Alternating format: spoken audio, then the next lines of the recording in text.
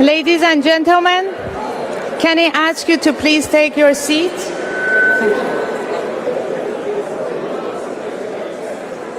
We will be starting in a few minutes.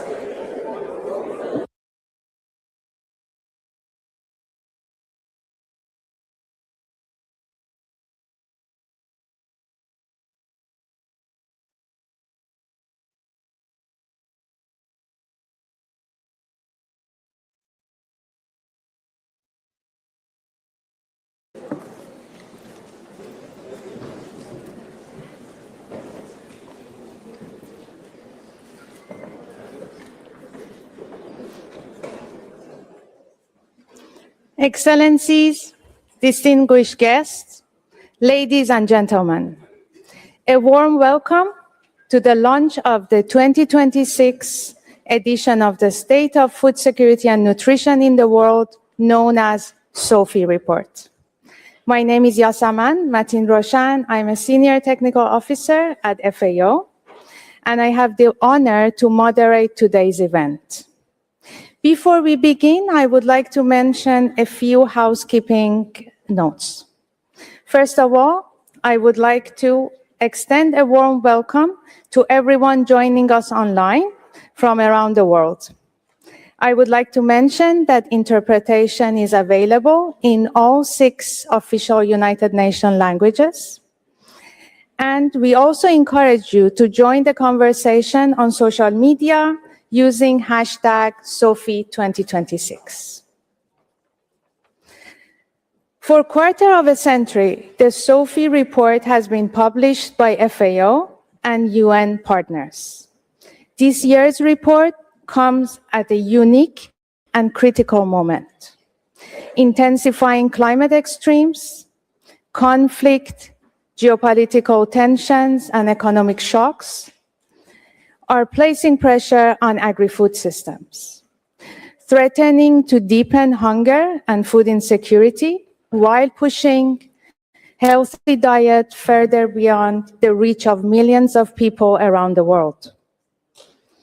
Over recent editions, SOFI has evolved beyond tracking hunger and food insecurity. SOFI is assessing whether people can afford and consume healthy diets.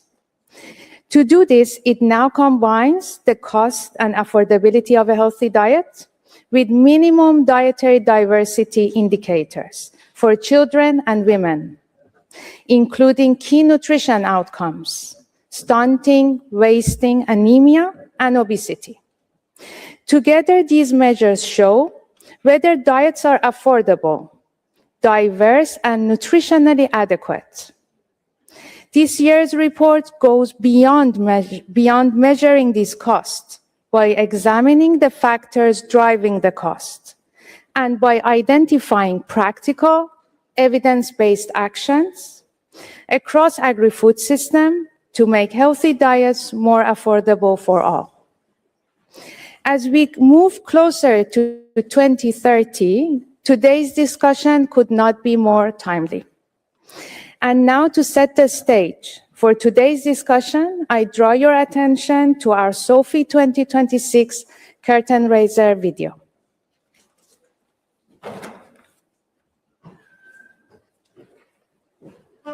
In a world marked by conflict, climate shocks, and economic uncertainty, it is easy to believe hunger can only get worse. But in 2025, world hunger fell for the 3rd consecutive year. An estimated 645 million people faced hunger, 14 million fewer than in 2024 and 43 million fewer than in 2022, according to the latest edition of the State of Food Security and Nutrition in the World report. The situation in Asia and Latin America and the Caribbean continues to improve. In Africa, the hunger rate declined for the first time in nearly a decade. The drop was small, and around 309 million Africans still faced hunger in 2025. And official development assistance to sub-Saharan Africa fell by 26.3%. Global health and nutrition indicators, meanwhile, show uneven progress. Just 31% of children under 2 and only 63% of all women achieve minimum dietary diversity. Adult obesity continues to rise. Child stunting, wasting, low birth weight, and exclusive breastfeeding are improving, but only marginally. Learning from countries making significant progress, we know that negative trends can be reversed, that the right mix of policies can make a difference. Countries are achieving results by combining investments in agriculture, social protection, health and nutrition, stronger markets, and rural infrastructure. When policies work together, hunger and malnutrition fall. Yet the recent gains are fragile and must be protected. Disruptions in critical trade corridors are raising energy, fertilizer, and transport costs, threatening future harvests. El Niño is strengthening, increasing the risk of damaging weather extremes. And preventing hunger is only one part of the challenge. About 2.69 billion people still cannot afford a healthy diet. Calories are relatively cheap. Healthy diets are expensive. Many of the costs accumulate after food leaves the farm, as it is stored, processed, transported, and sold. Improving the efficiency of agri-food systems, especially for perishable, nutrient-dense foods that are central to healthy diets, can help lower those costs. The answer is not simply to spend more, it is to spend smarter. Progress is possible. Better and more affordable healthy diets for all are within our reach.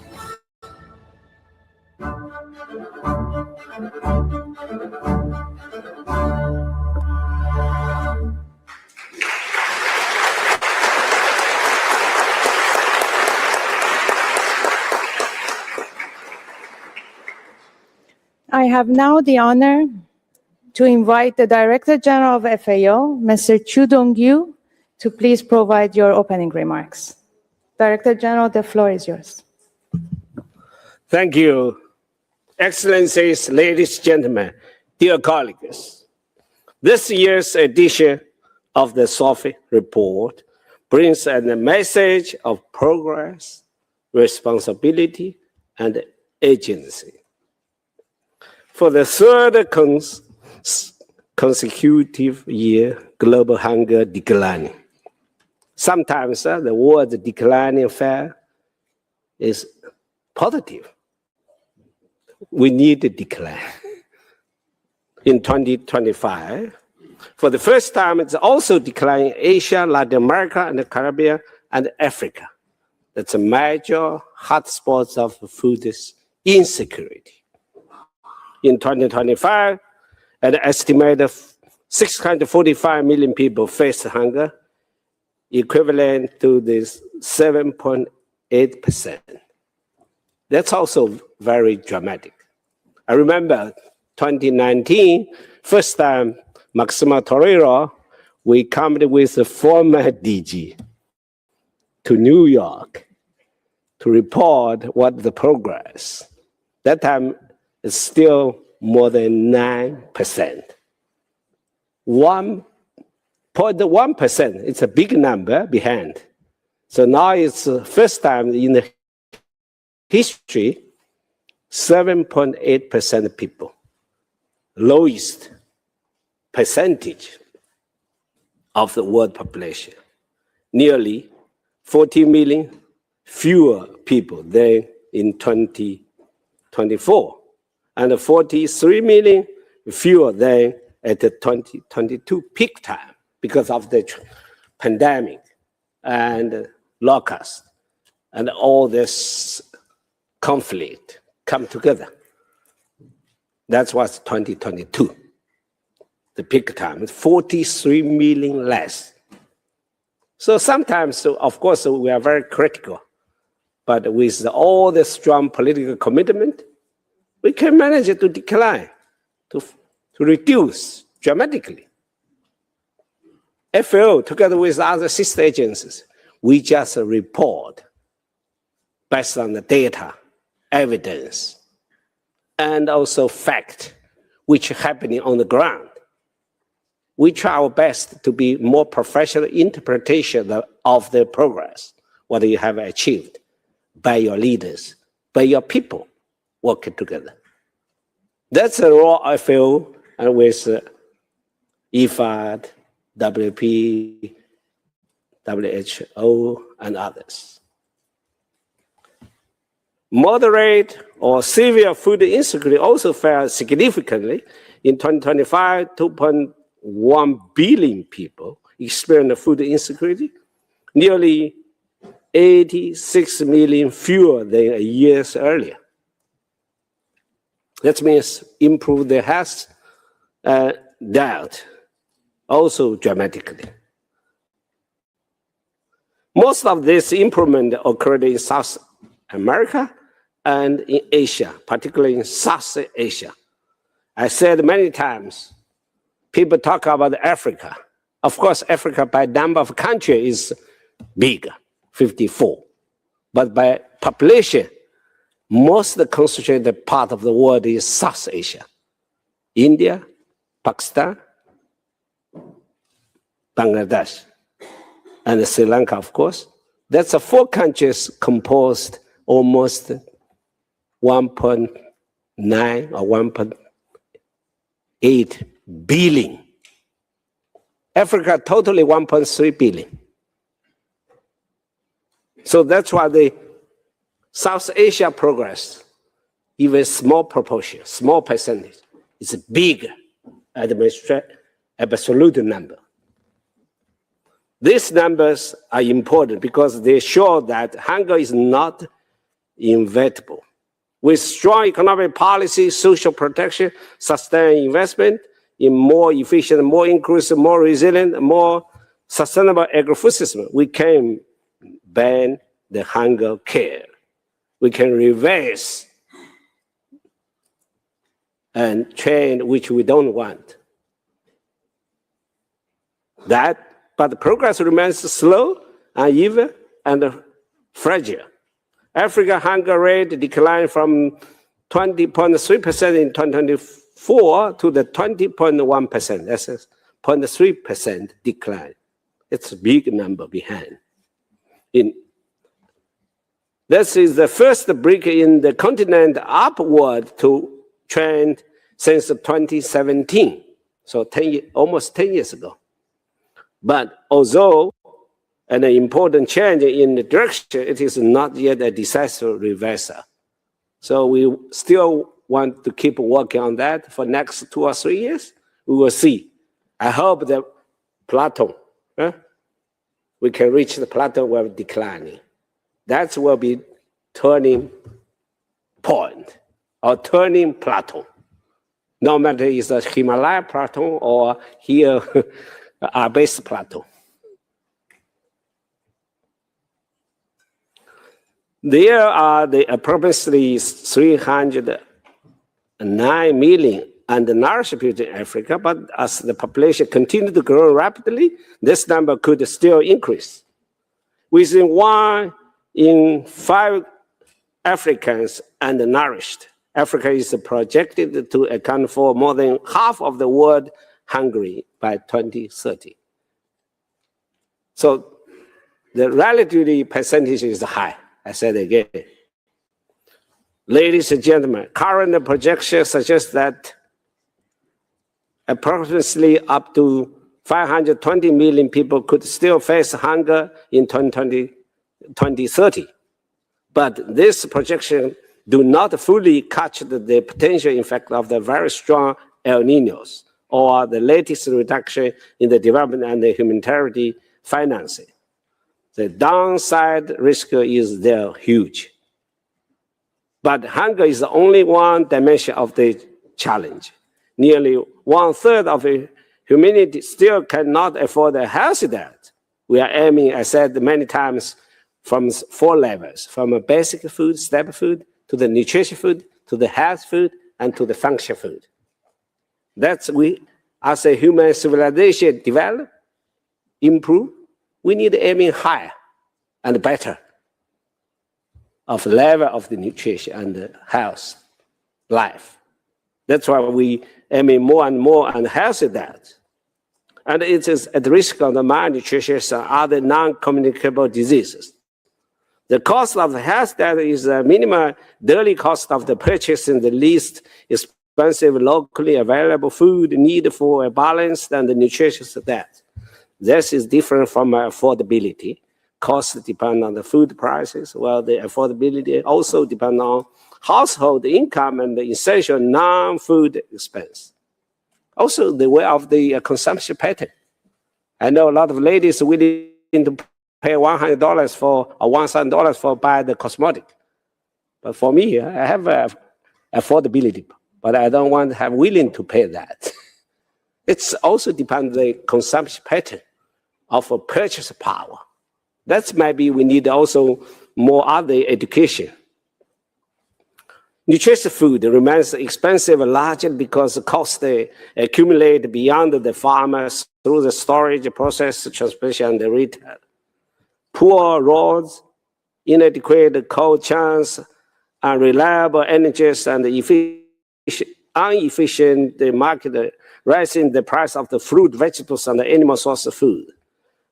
Making healthy diets affordable, therefore, it requires a targeted investment across the entire value chain combined with the support for the vulnerable household. This means the challenge is not only to produce more food, but to ensure that the nutritious food can move efficiently and affordably from producer to the consumers. We must act now. We must keep a market for food, energy, and agriculture input open. We must avoid export restriction. We must protect the vulnerable households through the targeted social protection.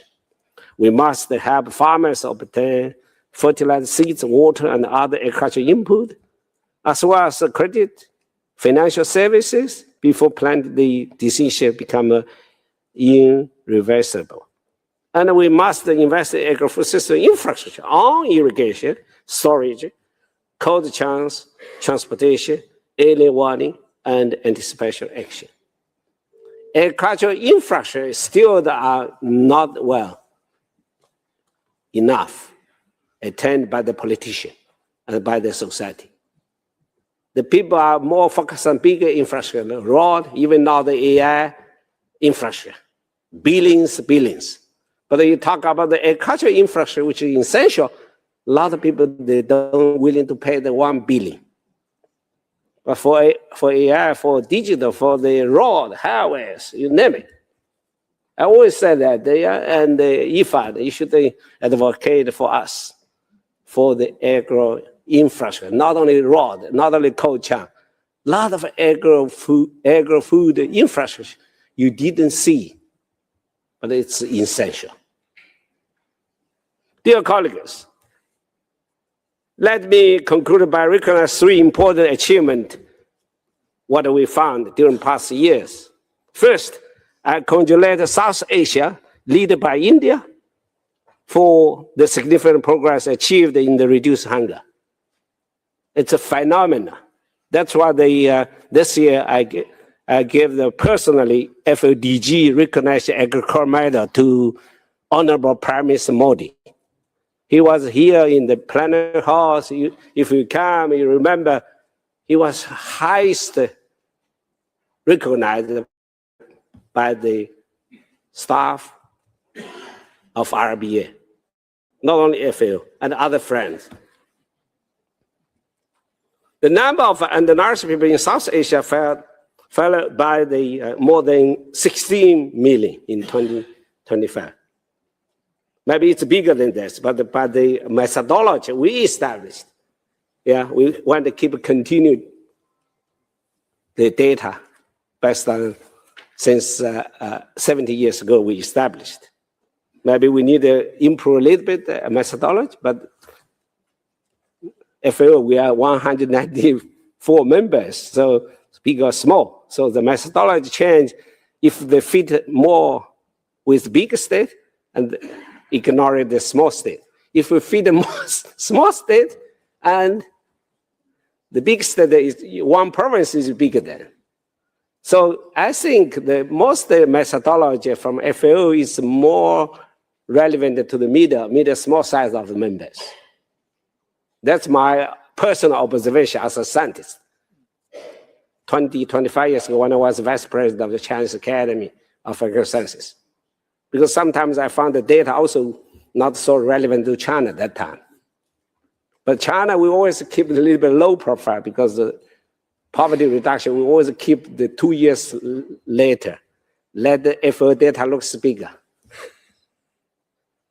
Yeah, now of course it's different. So India played a central role in this program because 1.5 billion people, almost 1.5 billion. Yeah. This demonstrates that the scale is not the destiny, and that sustained economic progress, agricultural investment, and social protection. That's why in India they have a unique, I should say unique. I have no comments it's good or bad. Unique system to national procurement system. It's huge for European because it supports almost 90 million vulnerable people to have food secure. Almost a free distribute. And my chief always said that might be, once they sell to the market, they will distort the market price.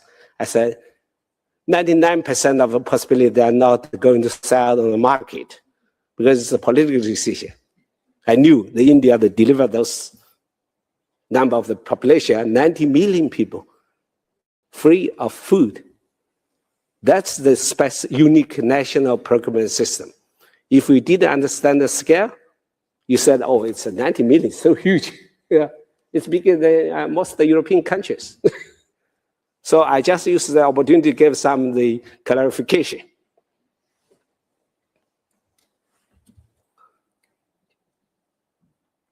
That's, I think, also agricultural investment, social project can transform the life of millions. Second, I congratulate Africa for stabilizing and beginning to reduce the prevalence of hunger for the first time after years of deterioration. The decline is modest, and the absolute burden remains unacceptably high, but Africa has taken the first step towards reversing a negative trend. I think you can do. Sooner or later, Africa can be next basket, food basket. Maybe 30 years or 50 years. It's the last potential for the global food security is Africa, for sure. And the third, I consider the Dominican Republic, which has moved below the FAO's 2.5% prevalence of undernourishment threshold and has moved off the hunger map. Congratulations.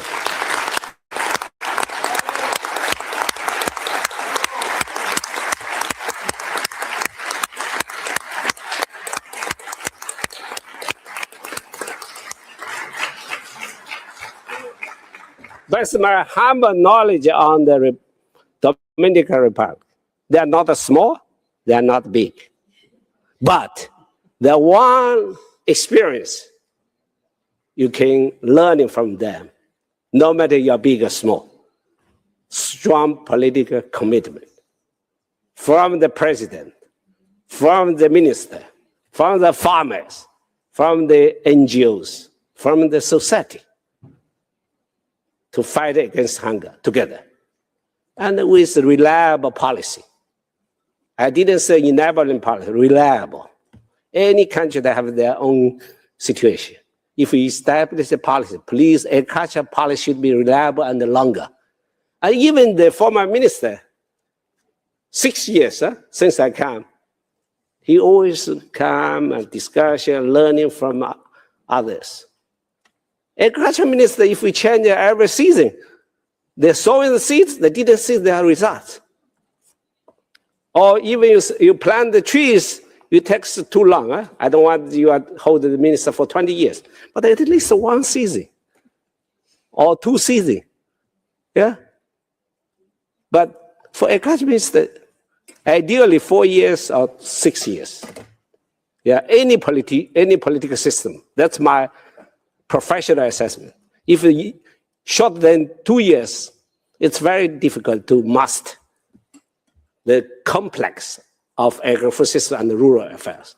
A lot of politicians thought that agriculture is so simple. No, it's not simple. We deal with animals, we deal with human beings, we deal with the natural. And we more humble ministers in any government. My brother's from Uzbekistan. He was the Minister of Education, he was Minister of Innovation, and now he finally became the Minister of Agriculture. He can tell which minister is more recognized by the society, much easier to handle. Since I become the Minister of Agriculture, his gray hair is annually increased 30%. So I think it's not an easy job, but people normally think a Minister of Agriculture, oh, yeah, number one is Minister of Foreign Affairs, number one is Minister of Defense, number one Minister of Finance. You can't eat the money. Eh? You have to eat the food and drink the orange juice, or you are from Spain, so, or milk. So I think that's one thing. Let's make this simple experience and we can learn together. Because if the president takes it seriously, like any other success countries, many years ago, China also, number one leader is always, and then the Minister of Agriculture can get limited resources to do. And now he got a strong support from president. So that's why he feels politically more important than Minister of Education. Of course, Minister of Education is a very decent job. We are a little bit dirty job. But we make the very health, good, clean food for society. This is major national achievement and a powerful demonstration of the what a determined, sustained, and coherent political commitment with enabling policy can deliver.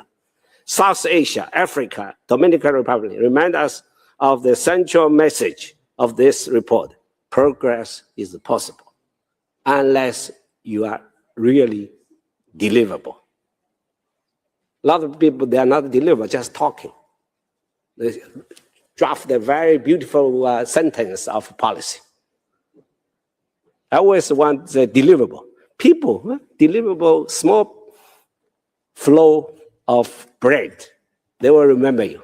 You only say, I will help you to fight against cancer. You repeat it 1,000 times, nobody believes it. But you just give them one loaf of bread, they will remember you. But in a world of ongoing and overlapping shocks, progress cannot be taken for granted. It must be protected, accelerated, and extended to everyone, everywhere to ensure the four betters: better production, better nutrition, and better environment, better life, living now and behind. Food security and diversity are fundamental rights to human beings. I thank you. Thank you very much.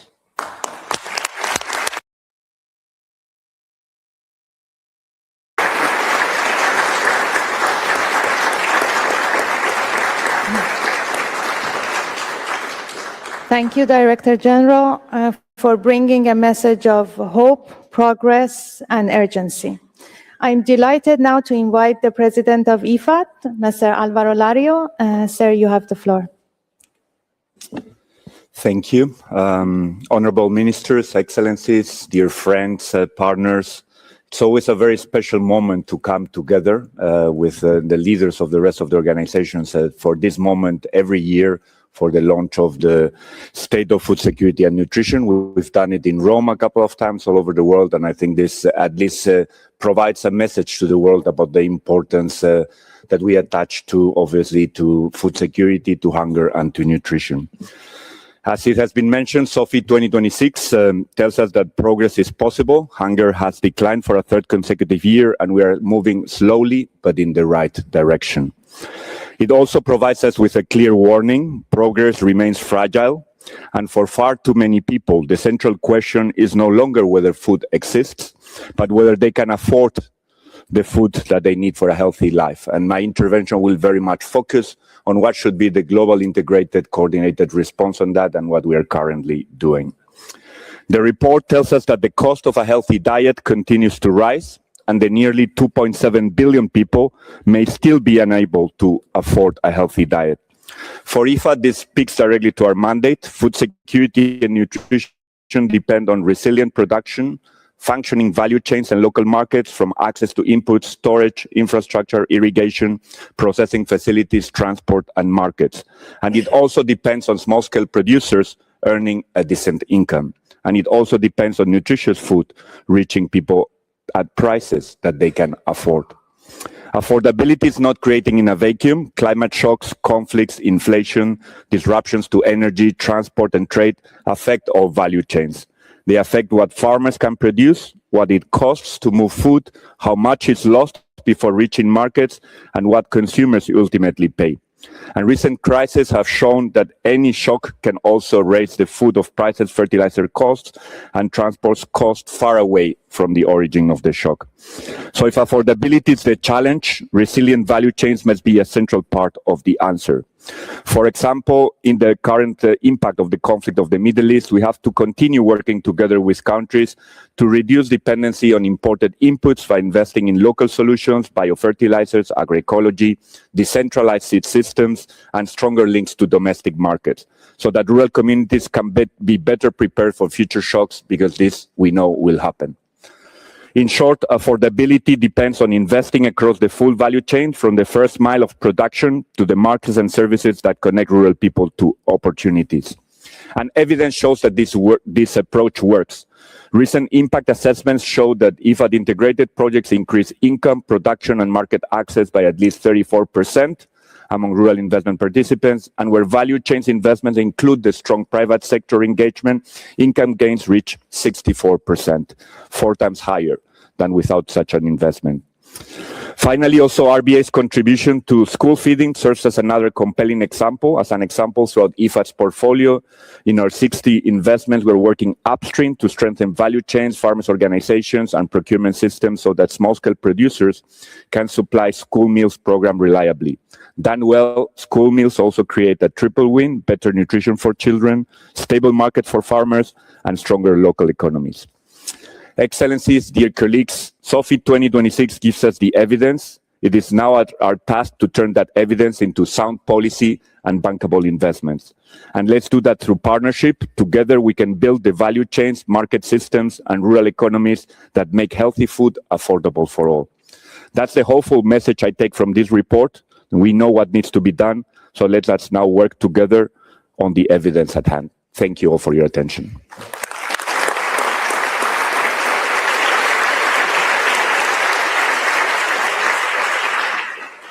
Thank you very much to the President of IFAD for your opening remarks. We are pleased to share a video message from the Director General of WHO, Mr. Tedros Ghebreyesus, who was unable to join us today. Director General Chu Dongyu, President Alvaro Lario, dear colleagues and friends. Last year, more than 200 million additional people were able to afford a healthy diet compared with 2021. This is good news, but it's just a fraction of what is needed. Nearly 2.7 billion people still struggle to afford the minimum diet needed for good health.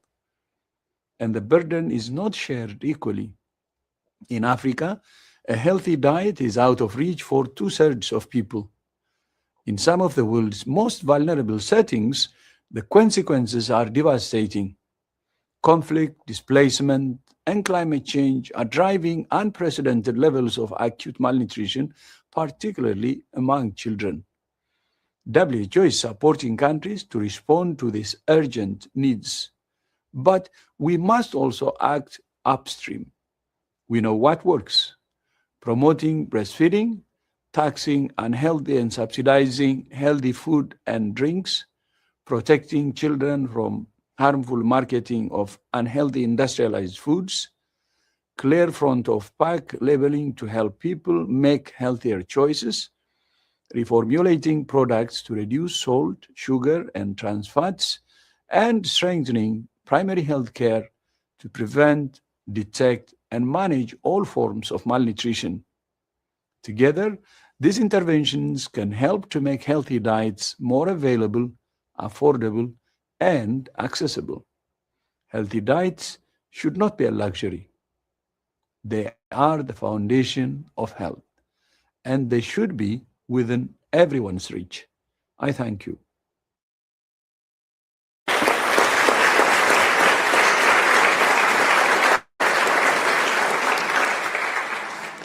To conclude this opening segment, we will now hear a video message from the Acting Executive Director of the World Food Programme, Mr. Carl Scow, who unfortunately was unable to join us in person today.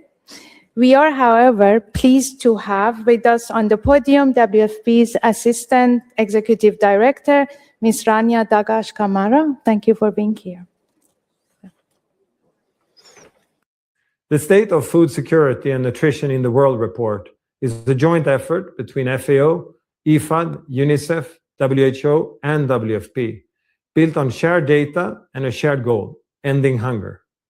This year's report shows that progress is possible, but also that it is uneven. While some countries have made gains against chronic hunger, too many people are still being left behind. The problem is not that there isn't enough food, but that millions of people cannot afford or access it. Today, 1 in 3 people cannot afford a healthy diet, and the cost of one continues to rise. Latin America and the Caribbean have the highest average cost of a healthy diet of any region, but we know what can work to close that gap. I'm now in Guatemala, where despite encouraging progress in recent years, thousands of people still face food insecurity and malnutrition. Globally, El Niño is expected to be the worst in decades, here and around the world. And we're already seeing the impact of the droughts here in Central America in the dry corridor. So hard-won gains are at risk, with small-scale farmers and vulnerable families hit the hardest. At the same time, we are seeing what is possible if we act early. WFP is working with the government, communities, and our partners, including not least FAO and IFAD, to build more resilient food systems before the crisis strikes. Together, we are supporting smallholder farmers with the tools, the training, the resources they need to grow more food, increase their incomes, and provide healthier diets for themselves and their children. This is one example of how we can anticipate and break the cycle of crisis by working together across agencies, with governments, and with communities. And if it can be done here in Guatemala, it can be done everywhere. Delegates around the world, WFP delivers every day, alongside governments and partners, fortified foods in emergencies, school meals that keep children healthy and learning, and nutrition support for pregnant and breastfeeding women and young children. These investments help prevent today's affordability crisis from becoming tomorrow's nutrition crisis. At the core of any efficient action is reliable data. It tells us where the needs are the greatest and helps us target and prioritize our response. What is missing now is financing at the scale this moment requires. I thank you.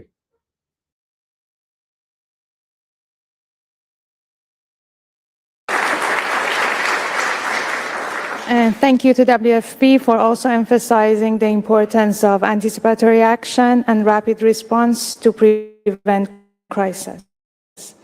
I would like to mention that UNICEF is also one of the main partners of SOFI, but unfortunately, Ms. Russell couldn't join us today, but we would like to acknowledge their contribution. Now that we have heard from the leadership of the SOFI partner agencies, to better understand this year's findings, I'm pleased to invite the FAO Chief Economist, Mr. Maximo Torero Cullen, to present the key messages of 2026 report. Maximo, the floor is yours. Thank you very much, Director General, Excellency sitting with us here, all the partner members, WFP, President Lario. Thank you very much for joining us today.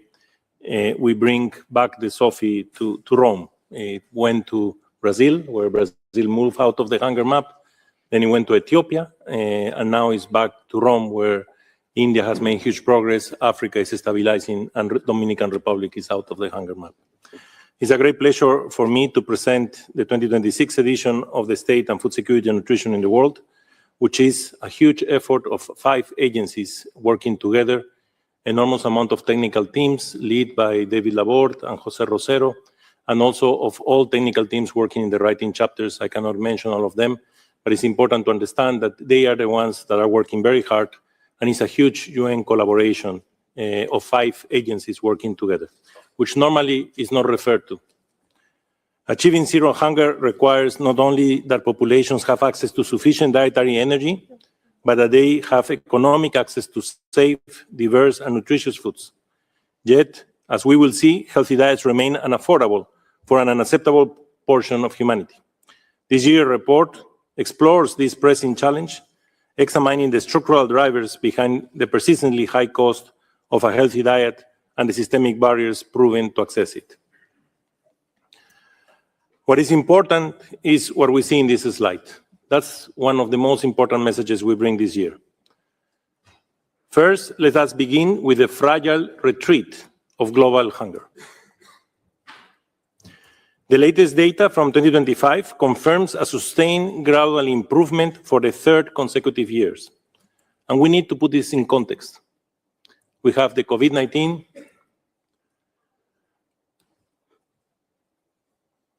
the war in Ukraine,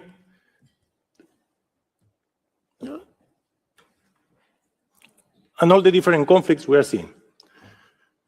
So we need to give a huge applause to our farmers and people.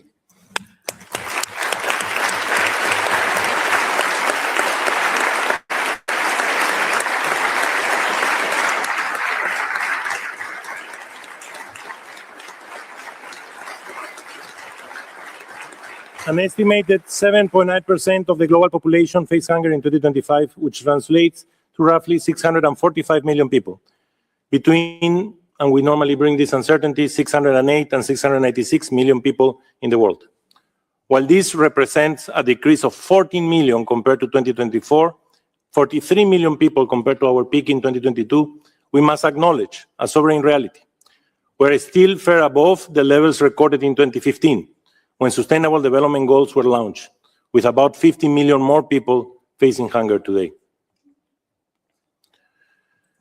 Furthermore, to the epicenter of hunger has definitely shifted.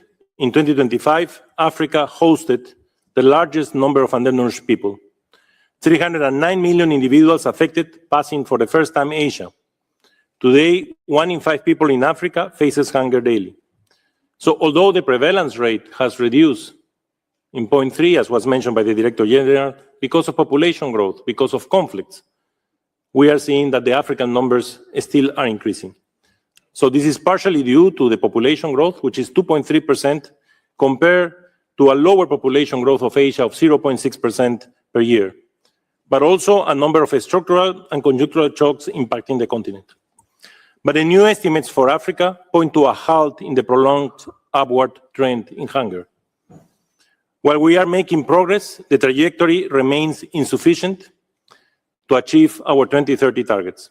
The reduction in global hunger has been largely driven by Asia and Latin America and the Caribbean, both of which have shown a steady improvement, a consistent progress and recovery since the pandemic. Asia alone has a decrease over 80 million undernourished people since 2021. And this is mainly driven by India, as it was mentioned before.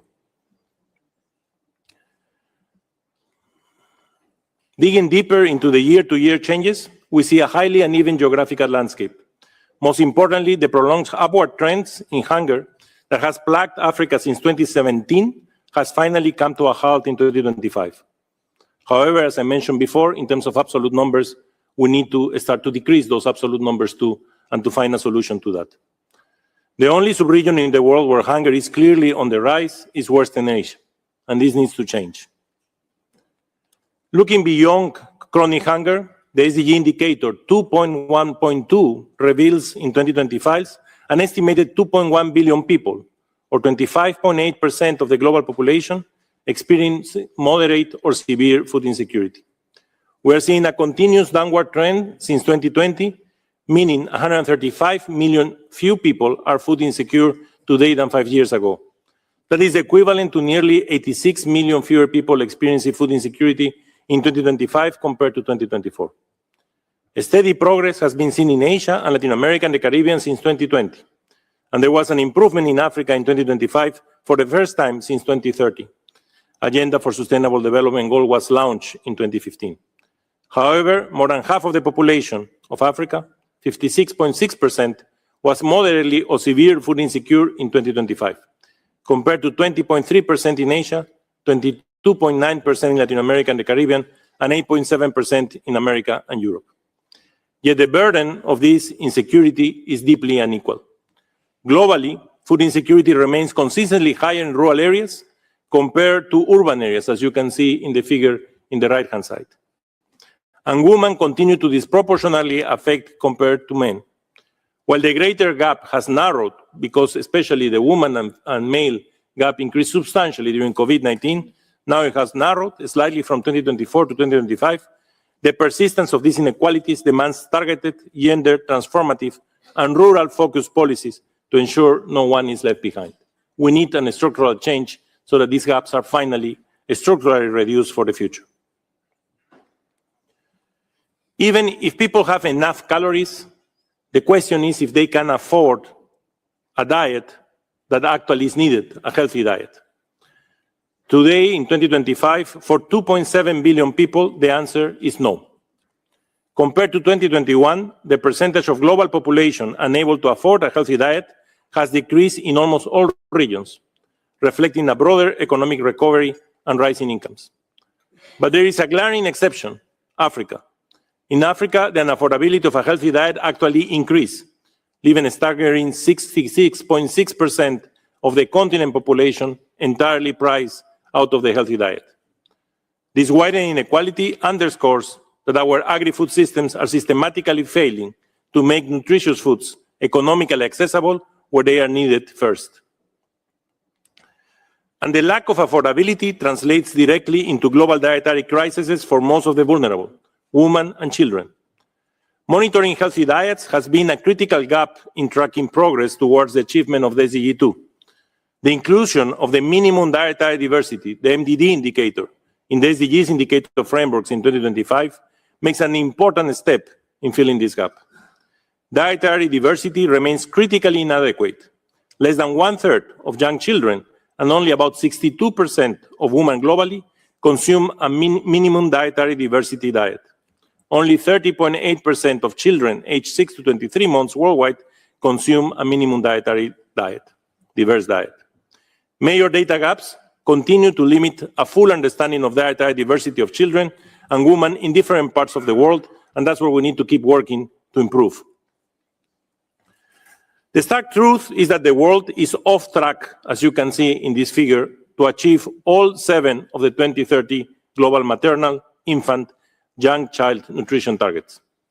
Conditions like stunting, wasting, and overweight among children under 5 are improving, only marginally and not at the necessary pace. So the issue here is to accelerate the improvement and to invest in a huge acceleration of this improvement in these indicators that we are doing well. But surprisingly and alarming, anemia in women reproductive age and adult obesity are actually worsening. And this is a reflection, we believe, of the lack of access also to healthy diets, not only to calories. And that is also something that this report tries to resolve. Adult obesity has risen from 12.1% in 2012 to 16.2% today. The stark truth is that the world is off track to achieve all 7 of the 20 indicators that we have seen. Now, what this report tries to do in its second part is to focus in one component of access to healthy diets.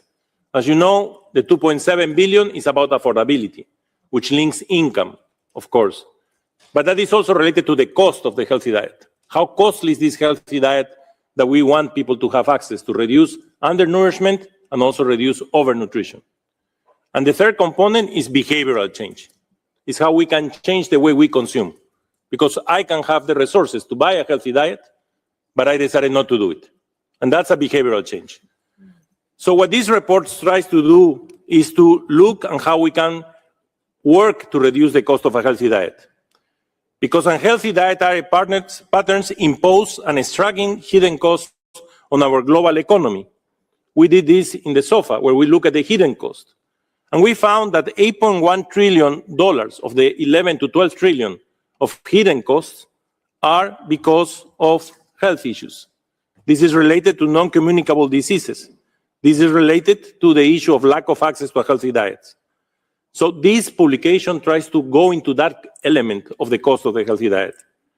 Poor diets accounted for 12.3% of all deaths globally in 2023. So to combat this, we must tackle the price tag of nutrition, which is the very first signal consumers face in the market.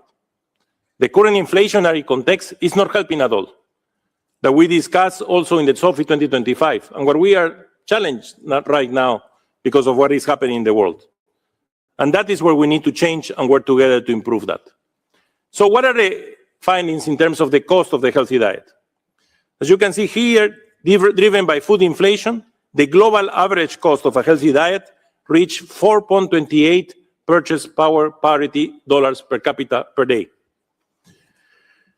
Now, this cost sits about 40% above the international extreme poverty line, making it a mathematical impossibility for the poorest populations to eat well. It has priced out 32.7% of the global population, meaning they cannot afford this healthy diet. And this cost also increased sharply in the last years, since 2021. The increase is 25%. And this is because of commodity prices and, as a result of that, food inflation.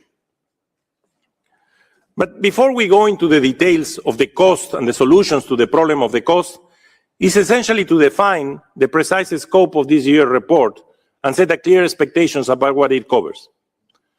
To guide our analysis, the SOFI 2026 report is structured around the four critical pillars: understanding the numbers behind the food prices, determining the structural drivers that inflate those prices, and identifying the targeted interventions to bring them down, and finally, design the reforms needed to implement those changes. As the Director General was saying, we need to implement and not to talk so much. So we need to start bringing solutions based on what we have learned so that countries can move forward. And we have learned a lot, and that's what also the Global Alliance Against Hunger and Poverty is bringing up through the pillar of knowledge. To ensure our policy focus remains sharp, we must be clear about what this report does not cover. First, our analysis is strictly focused on the economic conditions of healthy diets. Second, our primary lens is the absolute cost of a healthy diet. Finally, our framework is dedicated entirely to the solutions to reduce this cost across the agri-food value chains, rather than retaining the well-documented health or economic benefits of consuming a healthy diet. In short, this report provides a targeted supply-side blueprint where FAO has with our partners, a huge capacity to do. We are deconstructing the $4.28 PPP per capita to understand exactly why it remains so high and providing a roadmap to systematically dismantle the economic barriers, keeping healthy diets out of reach to 2.7 billion people.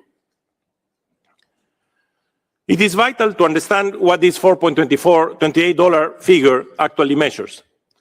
The cost of a healthy diet represents the absolute minimum market floor. It calculates the cheapest possible combination of locally available products across 6 strict food groups needed to meet dietary guidelines for 2,330 kilocalories. What this metric purposefully excludes are the hidden variables of real life. It ignores the heavy overhead cost of time, water, cooking fuel required for meal preparation, and it does not account for cultural preferences or convenience. Therefore, this $4.28 figure is a high conservative baseline. The true lived cost of putting healthy meals on the table is significantly higher for many families when we consider opportunity costs, which this report doesn't include right now. When we break down the composition, and this graph I think is very telling, of the average of healthy diets basket, we confront a fundamental imbalance in our agri-food systems: the calories versus the cost paradox. We see a massive disconnect between the dietary energy a food group provides and what it actually costs to the consumer. For example, starchy staples provide half of our daily required kilocalories, 50%, yet they only account, as you can see in the figure, to 60% of the cost of this healthy diet. In stark contrast, the highly nutritious foods we desperately need to combat malnutrition and to avoid overweight and obesity are disproportionately expensive. Fruits and vegetables, for example, together they provide just 13% of the required calories, but they represent an staggering 40% of the total diet cost. Similarly, animal source foods supply another 30% of the calories, but drive 28% of the financial burden. While these results are not surprising, they provide a key entry point to understand how and where to act. And again, understand that fruits and vegetables, animal foods, require cooling chains, require better transportation, require food safety standards. And those are perishable goods. And we need to find solutions to that so that the local cost can also decline. The global average of the 4.28 PPP dollars per capita per day masks also profound countries and regional disparities. At the global level, and to our surprise, it varies from 2 to 6. But the country differences are largely explained by regional differences, and the reality is that the price tag for a healthy diet is highly dependent on where you live. Surprisingly, Latin America and the Caribbean faces the highest average cost in the world, reaching 4.91 PPP dollars per person per day in 2025. As the charts indicate, this peak is heavily driven by the exorbitant retail price of highly perishable better vegetables, direct results of severe domestic logistical friction and transport inefficiency.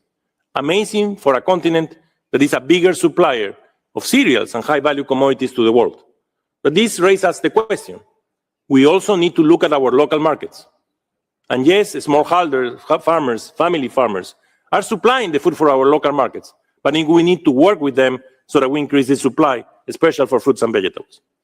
In Africa, the cost stands at 4.35 PPP dollars per person per day, but the primary culprit is completely different. Here, animal source foods are the most prohibitive expensive food groups.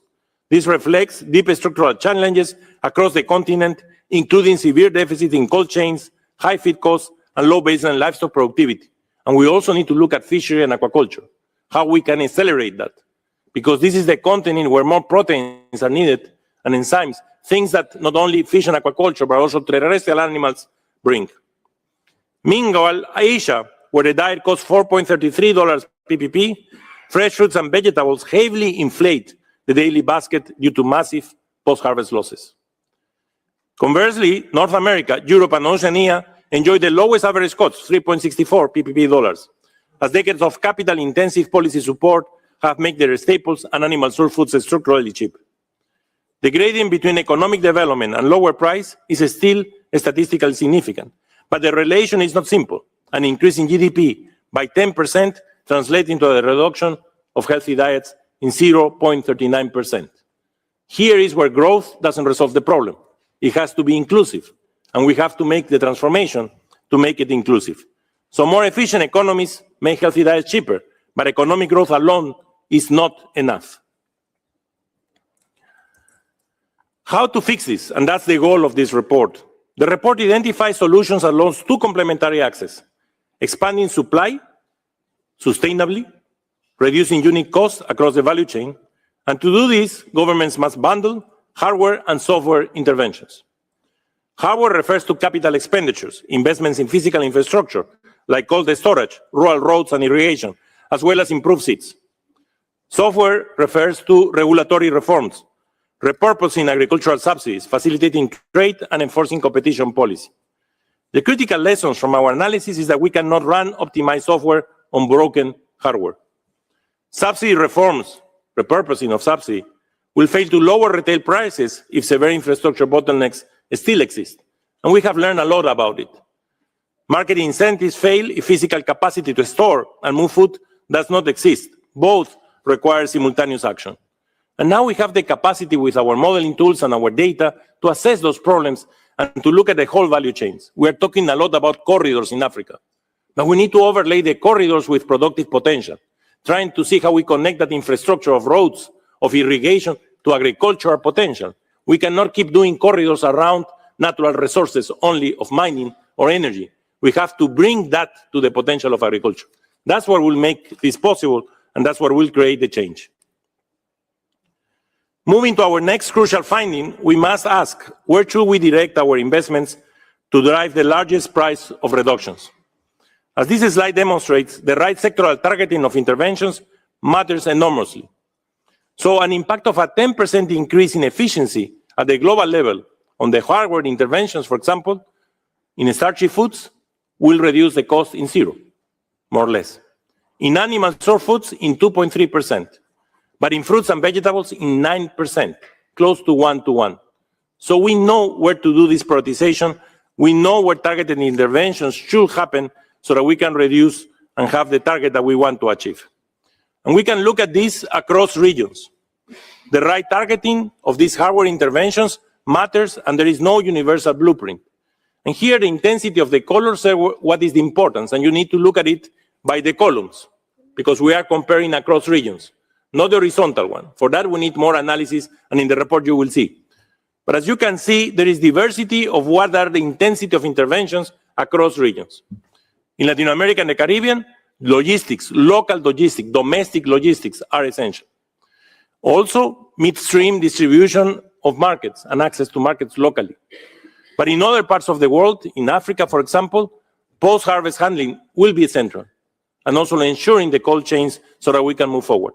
So again, there is a huge diversity that we need to optimize and allocate our resources in the best possible way. To operationalize this transition, we propose 3 pillars of action. Pillar 1, target the midstream. We must relentlessly attack the 70 to 75% of food costs that accumulate post-farm gate through a targeted hardware investments that eliminate physical food losses. Pillar 2, update the software. We must halt the historical over-subsidization of starches and staples and redirect final public research and development and fiscal transfers towards high-cost, highly perishable, nutrient-dense foods like fruits and vegetables. This needs to change. We have been repeating this for years. Pillar 3, we need to sequence for stability. We have learned a lot from the past. We learned from the quinoa example. We learned from other superfoods. We need to sequence interventions so that we have foods that become extremely relevant for the world, the supply is ready. When they become extremely relevant for our local market, the supply is ready. We cannot just have and propose and incentivize a demand when we are not prepared for our supply. And that is where data, accountability, policy coherence, and public-private partnerships will help to move this trajectory. We need to accelerate this process because we are facing challenges. And let me finalize with the looking ahead. What is ahead to us and what we can do by 2030 is extremely important. But there are many challenges that are ahead to us, and we are living some of them today. We have a huge geopolitical fracture. We have fiscal contraction in many of the countries which are facing significant challenge, even to access the minimum calories they need. And we have weather extremes. We have violated 7 of the 9 planetary boundaries. We know for sure frequency and intensity of climate events will happen. So we need to be prepared for this. We need to be prepared to a world where value chains are no longer just in time, but are just in case. We need to be prepared to a world where trade will be fragmented, to a world where the costs and inputs for agriculture are going to increase, and to a world where climate issues, like El Niño, for example, could affect us even more, and the compound effects could affect us even more. So we did some simulations on the trajectory, and we see that, for example, just taking into account the Strait of Hormuz problem, we could be in a situation where we will be facing 522 million people by 2030 in hunger. And that's what we need to avoid. Now, we have 2 types of shocks, man-made and natural shocks. The man-made, I call them uncertainties. We don't have too much of a control, although we should have control because they're man-made. But the natural ones, we can increase our resilience, preventing and having capacity of absorption. And that's where we need to work to create this bridge where true food security requires systemic shifts to make nutrient-dense foods accessible to all, where we know for sure that we need to sustain calories available to protect the improvement of the 7.8% of our POU, but also we need to scale healthy diets affordability and target interventions to lower this cost of the healthy diet, which is at $4.28 PPP. So colleagues, let me finish here with a summary of everything I have been talking for the last 24 minutes. And thank you so much, and let's hope that we can keep on track on what we are trying to do, and we can really convert the change, and congratulating all the countries that have progressed so much in the last year. Thank you very much.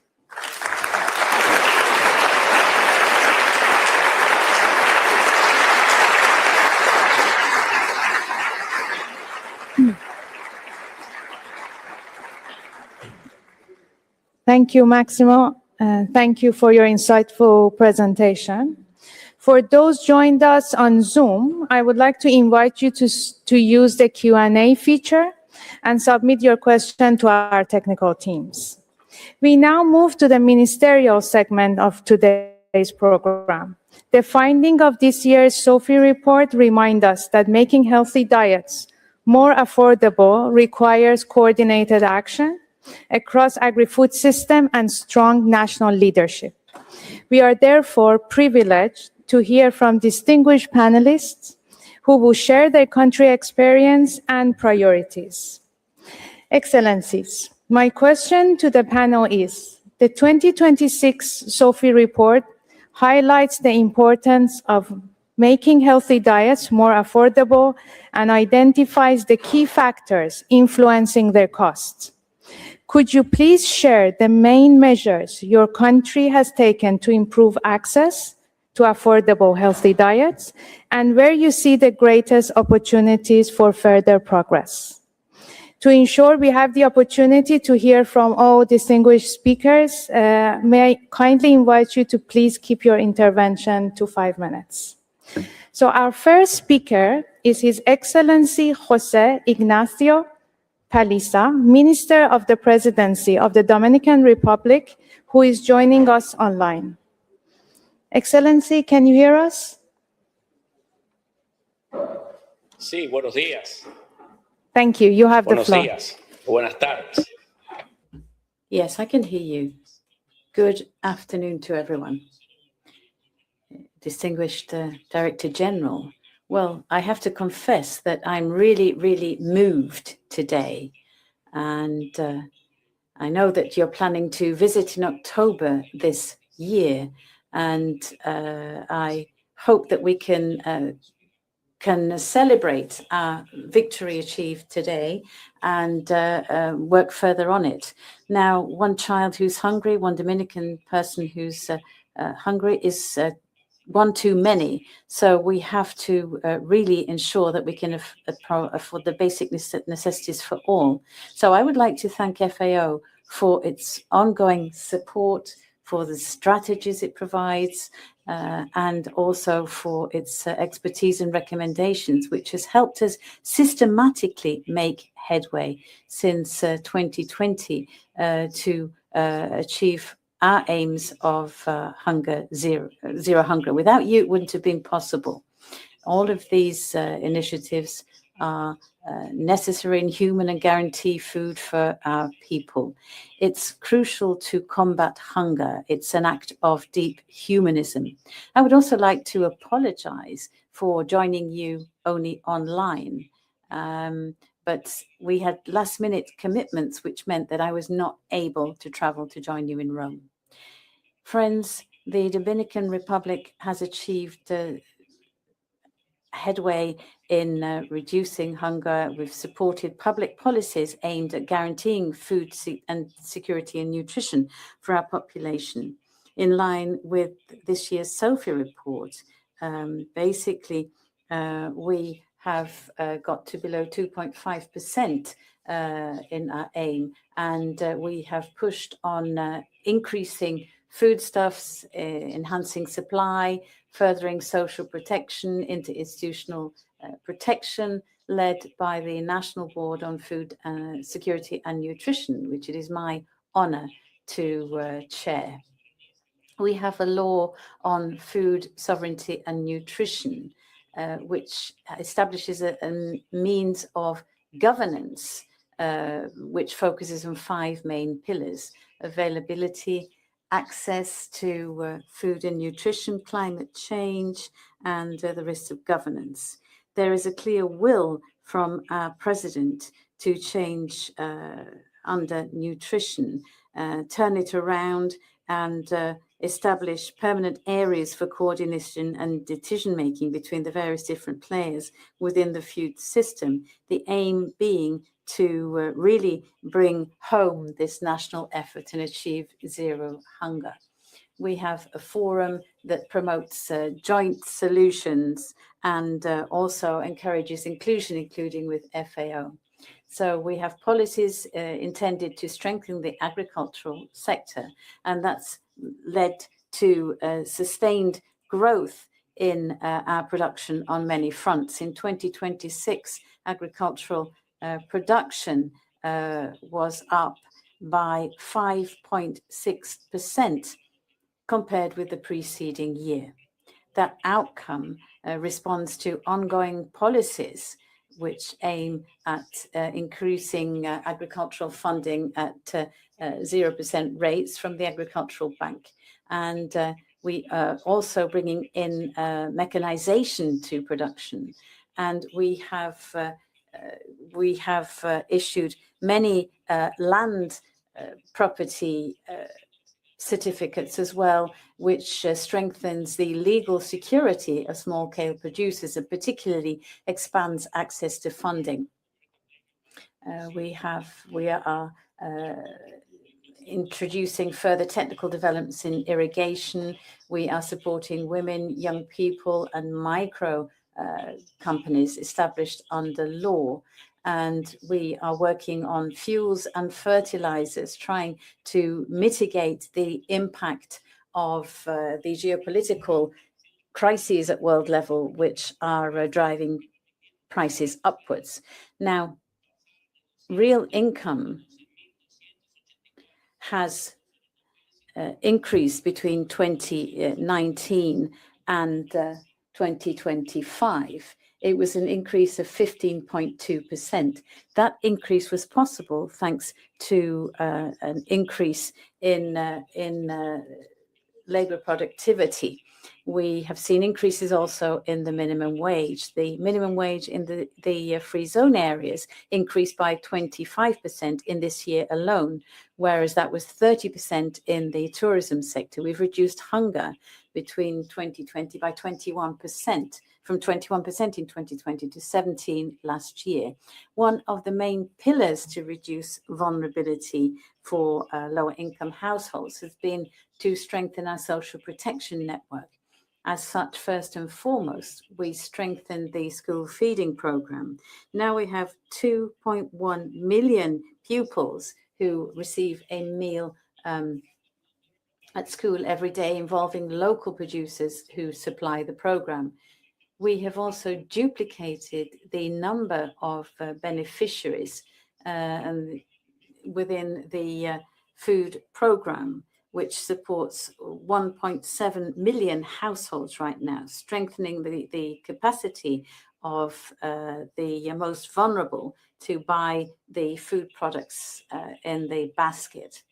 Now, 1.3 million households are being supported in buying basic fuel, and that helps also reduce deforestation. Fourthly, we've extended the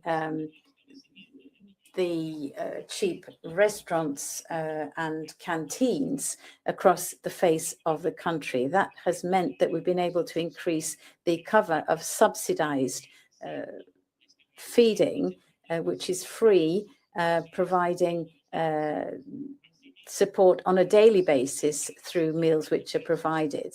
We've also been facilitating access without intermediaries to fresh food and produce through producer markets and also mobile shops, also fairs and support for food and vegetable producers, supporting people throughout the country. All these efforts require reliable information which allow us to assess the public policies we've implemented. Our National Statistics Office has been supported by FAO in drawing up the balance sheet, which we hadn't had for over 50 years, which is really helping us to strengthen the system. As of now, this tool will be updated on an annual basis. Ladies and gentlemen, the headway we have made so far is important, but it doesn't stop at indicators. There is a face, a family, a child that's able to learn and look to the future with hope, and a producer who is doing a dignified job behind all of these figures. And this is measured by the ability of not the wealth established, but the number of children reduced who are removed from hunger. Hunger is not just a lack of food, it's a lack of opportunities. And we have to continue to work together, convinced that we can create a world where food is not a privilege, but a right. Thank you very much indeed to FAO. Today, as Dominicans, as the government, we are committed more than ever to the task of ridding hunger for everyone across. Thank you very much indeed.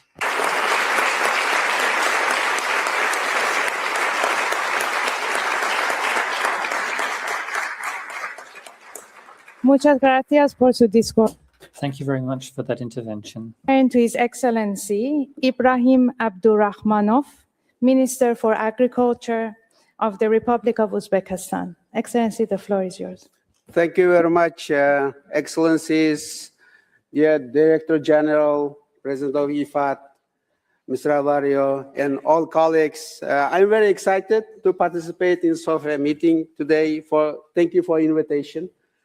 Actually, this always FIO meetings, this kind of discussions is a big learning platform for us. So thank you very much for giving this opportunity. Today, I will speak a little bit about country perspective. Food, nutrition, food security, nutrition is very important for Uzbekistan. Just we finished national census and we're exceeding 39 million people population. So we expected a little bit low, but came up. So we're increasing. Each year, 1 billion newborn child, and a huge task. My brother DJ, His Excellency said very correctly, being agriculture minister is very difficult in the scenario of expanding population, especially. Of course, science and technology education is a key for anything. It's a ground for development, but agriculture ministry, being agriculturalist, very complex because in any decision you make behind the people, lives. So very difficult. And growing population, of course, food security requires lots of new innovations, new knowledge. In Uzbekistan, we particularly pay very great attention because of expanding newborn population, 1 million child every year gives very, huge responsibility in front of us, in front of government. So that's why we understood that food security, not its ability for the abundance of the food, it's a profitability, of course.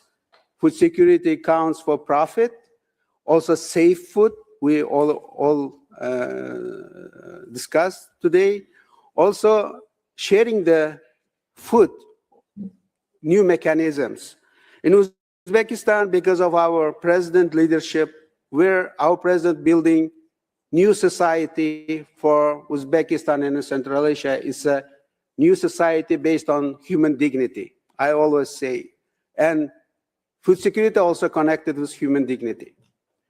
So in Uzbekistan, if you ask several measures, we adopted law for the Republic of Uzbekistan on food security. It's going right now on functioning. Also, we approved national strategy for food security and health nutrition until 2030. Because of our present leadership, we aim right now our undernourished people about 2.5% based on our compared to our population. Now we have a target reduces 40% by 2030. So undernourished people will be 1.5%. So believe it or not, like 5 years now, within 5 years, we reduce poverty of the country. Poverty like 35% was 5 years back, now 6.6. And this year end will be 5%. So it's a huge kind of task. And of course, it's behind this agriculture. One of the initiatives we took, for example, Mr. Alvario said, school, people, nutrition. school students. We have several regions piloting, 2 regions now, fully free food for school. In Karakal, Pakistan and Khorasan region, and it's a present initiative. Or recently we took another, like sharing the food I mentioned, very important. We have a communities. Each community will have like 100 tons capacity of fridges, save the food. So this is another initiative. So many initiatives we're taking up, but I would like to share. In the morning, I met our DG brother, Dr. Tu. We discussed a little bit, but I would like to share with them also a little bit my new initiatives taking in Uzbekistan. I would like to give you new directions that we're taking in Uzbekistan.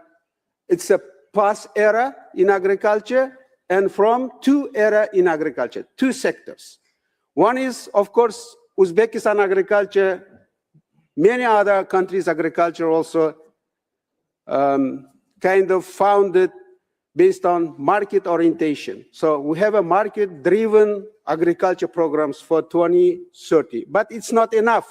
In the process, like you see, undernourishment, now we're revising it and making 1 plus. This is plus era for us, market-oriented plus human-centered. Because of Human Dignity Program, our president. This is what does it mean? It means you have to produce, you have to get a profit, but you have to save natural resources for future generation, human-centered. This is 1 plus. Another plus, just Maximo mentioned in his presentations, software. We see genetics as a software. All the seeds, all the new varieties are software, hardwares. We fueled lots of funding for creation, lots of hardwares, but we never worked on softwares. Softwares for us, epigenetics. So genetics plus epigenetics will be future of Uzbekistan and Central Asian agriculture. What does it mean? It's very simple. We never use epigenetic technologies, simple, epigenetically informed agriculture technologies in food security system. For example, wheat, this year we have 10 million tons of wheat production. Never happened in before. What have done? Of course, lots of softwares by the president, subsidies, supporting free market. It's a softwares, as Maximo always highlighted. I appreciate. But what we have done, we just put all the seed before planting under refrigerator for 2 months.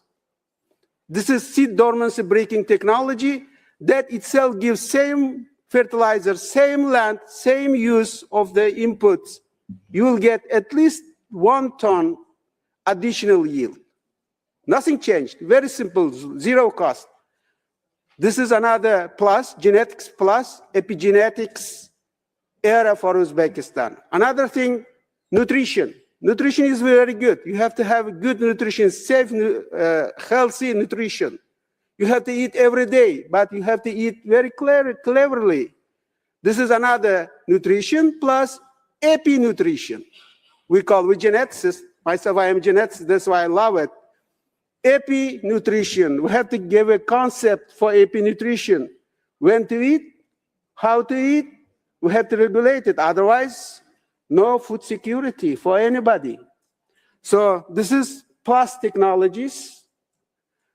For science also, STEM agriculture technologies, smart agriculture. Without smart agriculture, there is no future. However, STEM doesn't have a heart. So what we call STEM plus HECI. HECI means humanity, ethics, creativity, imagination. STEM plus HECI will be our innovation ecosystem in Uzbekistan, and I offer also for others. We just published one paper in Big Joy. Programs need science and technology. However, science and technology, academics, I'm an academician myself, universities, they are working for prestige. They have lots of prestige on the shelves. They have to use now two era. So prestige, from prestige to practice. This should be revisited program for all academies. Another thing, we funded research, myself also as an innovation minister past, funded. I funded proof of concept. Did wrong. We have to change from proof of concept funding, proof of use funding in agriculture. We have to fund use directly because all the innovations sitting on the shelves. Because we first prove it, lose lots of time. We do not have time. So this is another era I call 2 eras, plus eras in agriculture that we're applying, and from 2 era in agriculture, from prestige, from proof of concept funding to the practice and proof of use. So this should be kind of very important for Central Asian ecosystem.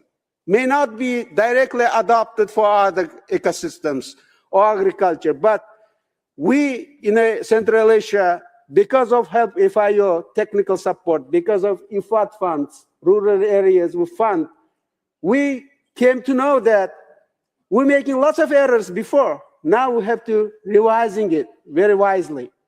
And that's why this SOFA meeting, SOFA 2016, very important.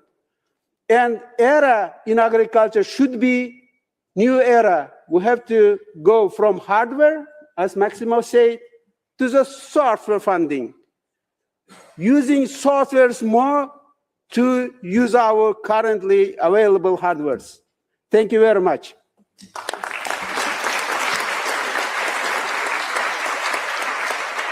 Thank you, Excellency, for your presentation and for mentioning all these innovative scientific but practical initiatives from your country. Thank you.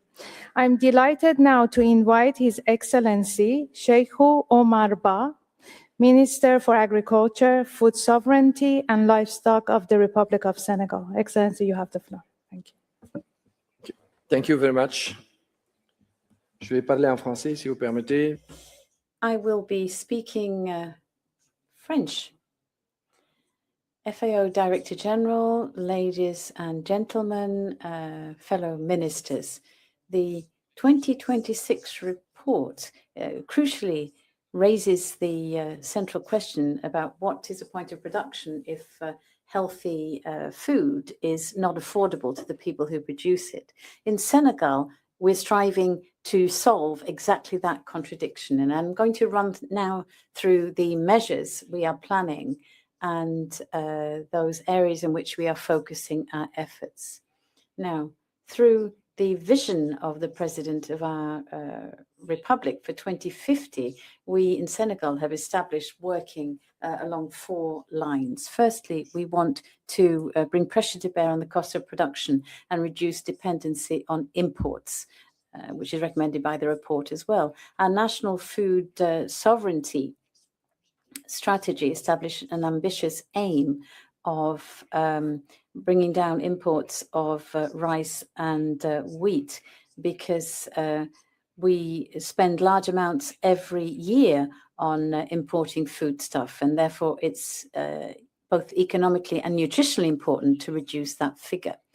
Now, we have supported water supply in the valleys to increase our rice production so that we become more than 70% self-sufficient by 2030 in rice production.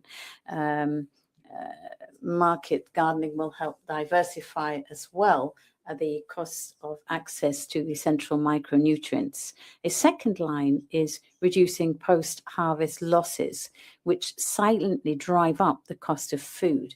Senegal is investing in storage infrastructure, preservation and processing structure on a neighborhood basis, which you mentioned as well. Post-harvest losses amount for almost 30% in certain regions. Stocking with prepayment allow producers to start sales at a low price, which to avoid the creation of shortages. Director General, you are right in saying that we have to invest in food system infrastructure. That's why our third line of action is to work through public supply chains.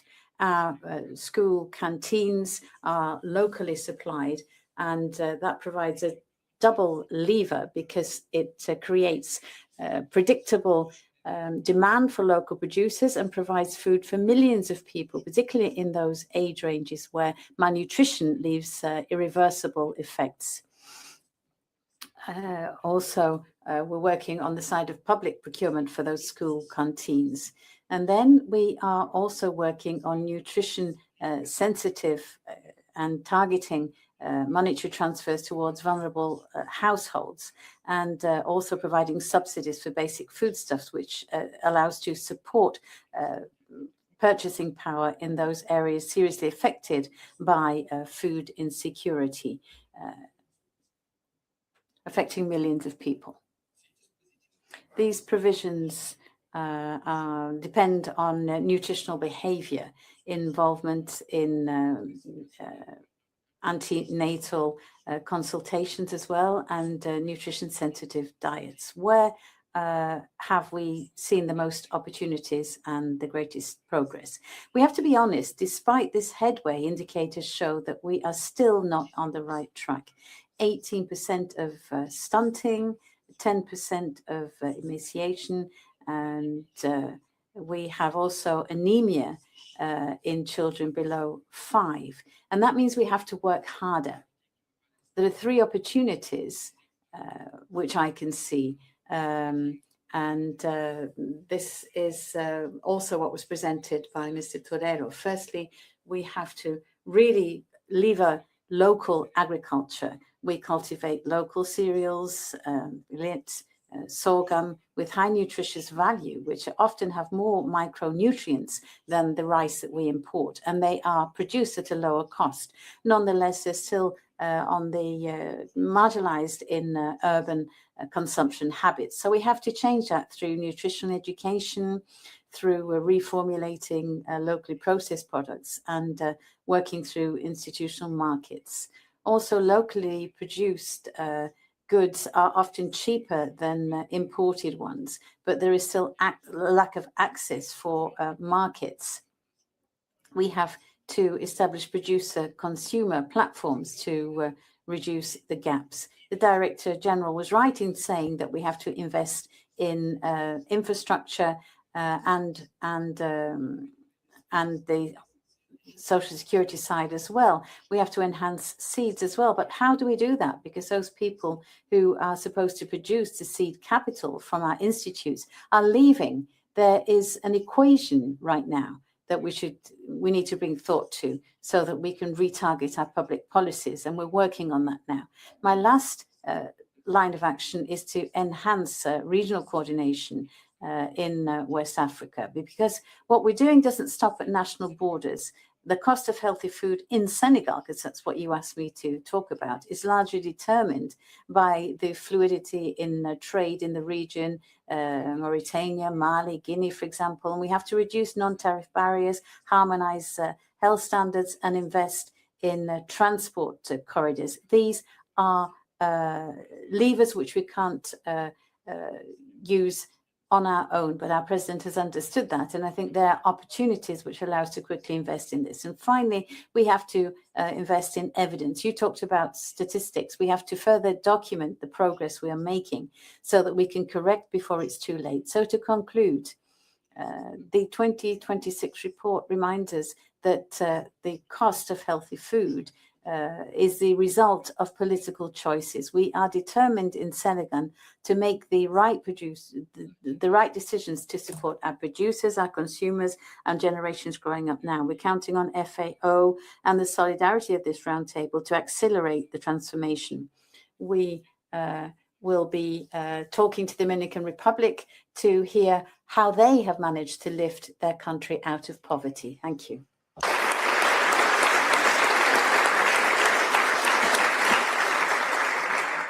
Merci beaucoup, Monsieur le Ministre.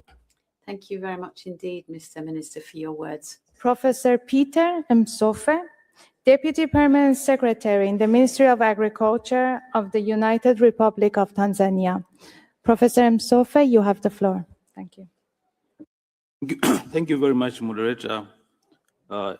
Honorable Director General of FAO, Excellency Ministers, distinguished delegates, ladies and gentlemen, good afternoon. It is my honor and privilege to deliver these remarks on behalf of the Honorable Daniel Godfrey Chongolo, Member of Parliament and Minister of Agriculture of the United Republic of Tanzania, who regrets that prior official commitment have prevented him from joining this important high-level launch of the State of Food Security and Nutrition in the World, SOFI 2026. He has asked me to convey his sincere appreciation to FAO and its partners for convening this timely discussion. The SOFI 2026 report reminds us of a simple but powerful truth.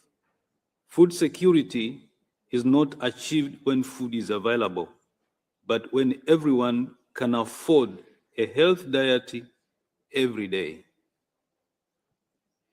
The report reminds us that ending hunger is no longer only about producing sufficient food. It's about ensuring that everyone can consistently afford safe, diverse, and nutritious diet. It further demonstrates that the affordability of healthy diets is shaped by multiple factors, including economic conditions, agricultural value chains, regional disparities, and market inefficiencies, and calls for policies and investments that make nutritious food more accessible to all. For Tanzania, these findings strongly resonate with our national priorities. We recognize that climate change, rising production costs, disruption in food systems, and economic shocks continue to increase the price of nutritious food, placing a disproportionate burden on low-income households, women, children, and rural communities. These challenges require us to move beyond increasing food production alone and focus on transforming agri-food systems so that they deliver 1, availability, 2, affordability, 3, accessibility, and 4, improved nutrition simultaneously. Excellencies, this vision is reflected in Tanzania food system approach, which views agriculture as an integrated system connecting production, nutrition, value addition, markets, finance, innovation, and environmental sustainability. Our aspiration is not only to feed ourselves, but also to become a reliable supplier of quality food to regional and international markets. To achieve this, the government has significantly increased public investment in agriculture. Recognizing that transforming agri-food system requires sustained public investment, Tanzania has significantly increased financing for agriculture. Public investment in the crop subsector has grown from $88 million in 2020-2021 to over $420 million in the 2025-2026 financial year, while investment in the livestock and fisheries subsector has increased from $26.7 million to $166.7 million over the same period of time. Now, between 2021 and 2025, Tanzania food production increased from 17.1 million metric ton to 23.7 million metric tons, while agricultural export rose from US dollars 1.2 billion to 3.73 billion. During the same period, our food self-sufficient ratio improved from 114% to 130%, and the agricultural contribution to the economic growth increased from 2.7% to 4.2%. Now, these investments demonstrate our strong political commitment, starting from the top of the president of the country, all the way to everybody who is involved, to building resilient, inclusive, and sustainable agri-food systems. However, we fully recognize that increasing production alone is not sufficient. The central message of the SOFI report is that health diet must become affordable. This requires strong investment across the entire agri-food value chain, from production and storage to processing, transportation, distribution, and markets, while promoting innovation, reducing food loss and waste, improving market efficiency, and strengthening resilience to climate change. These are exactly the policy direction highlighted in the report and essential for reducing the cost of health diet and accelerating progress toward SDG target 2.1 and 2.2. Excellencies, looking ahead, Tanzania remains firmly committed to this transformation through Vision 2050 and Agricultural Master Plan 2050.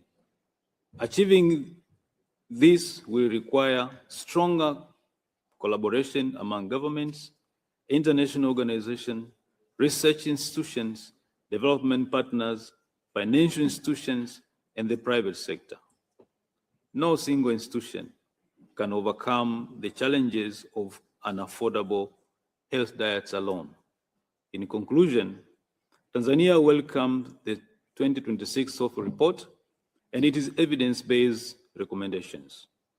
The report provides an important roadmap for strengthening policies and investments that reduce the cost of health diets while improving nutrition, livelihoods, and resilience. Let us seize this opportunity to turn the evidence presented in the SOFI 2026 report into concrete action.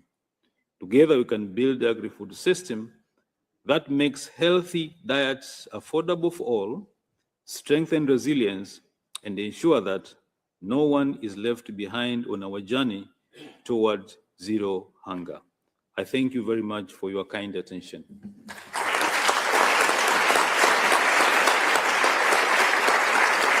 Thank you. Thank you very much for your speech. And I would like to take this opportunity to thank our panel for your thoughtful and compelling interventions. We really appreciate your leadership and commitment to ensure food security and access to healthy diets for all. We have reached the closing segment of today's event, and I'm honored to introduce Her Excellency Fernanda Machiavelli, Minister of Agrarian Development and Family Agriculture of Federative Republic of Brazil. Excellency, you have the floor. Thank you. Excellencies, Director General Chu Dong-gyu, Dr. Massimo Torero, distinguished colleagues and partners, allow me first to congratulate FAO, IFAD, UNICEF, WFP, and WHO for another outstanding edition on the state of food security and nutrition in the world. I want to congratulate República Dominicana for this important achievement. Congratulations.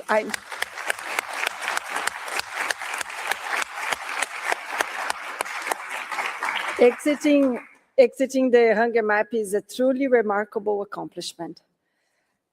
This year's report addresses one of the defining questions of our time: How do we make health diets affordable for everyone? The report brings encouraging news. Global hunger has continued to decline for the third consecutive year.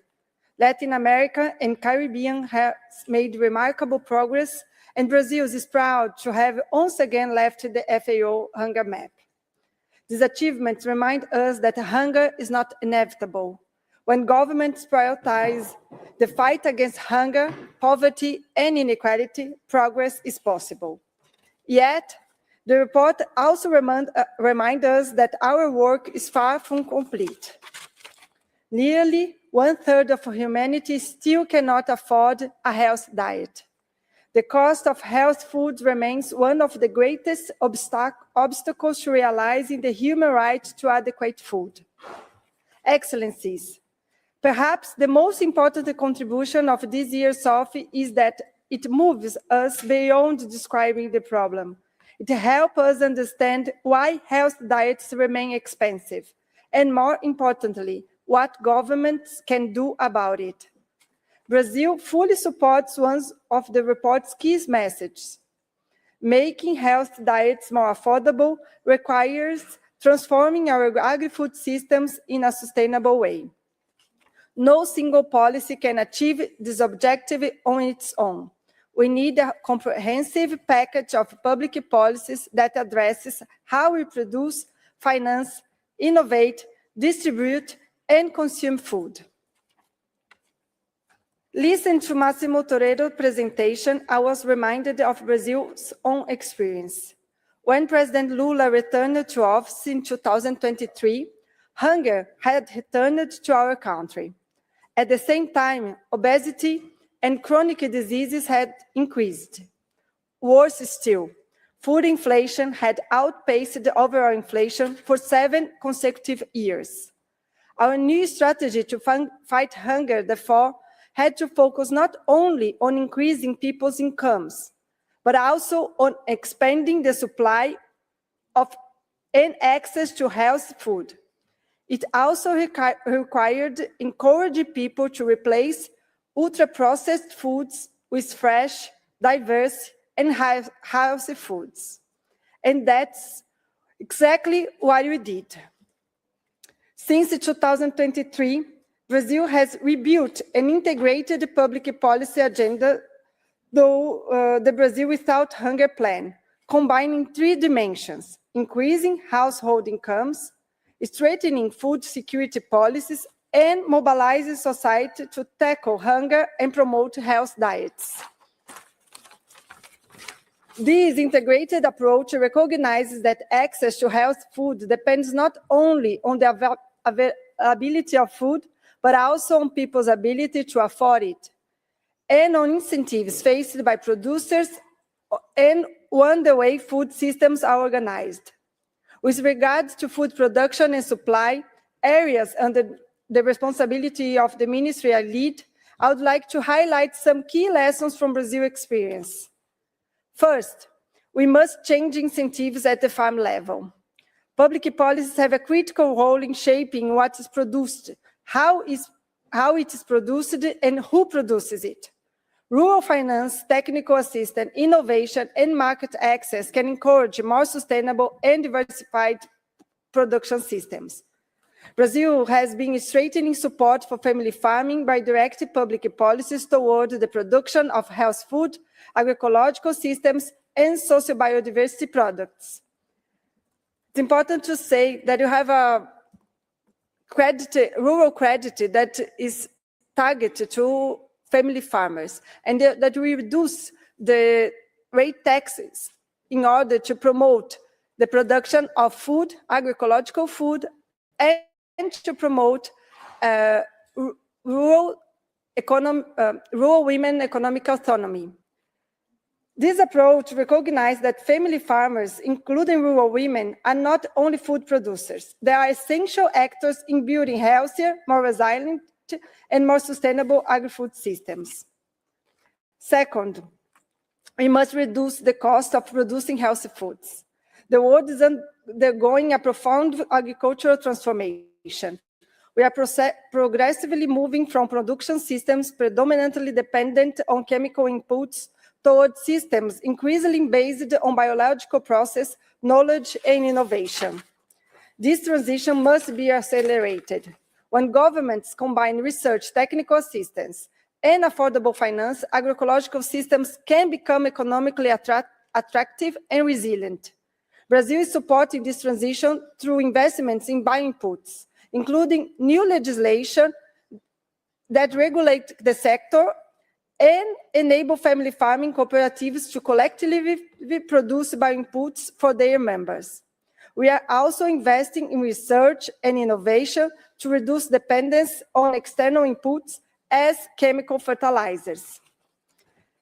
And that's why food in Latin America has increased the prices, because we are importing fertilizers, and with all these geopolitical issues, we are getting a huge impact on our cost of production. At the same time, Brazil has made significant progress in reducing deforestation and restoring degraded landscapes. Through initiatives such as productive forests and agroforestry systems, we are demonstrating that environmental restoration can generate food, income, and economic opportunities for rural communities.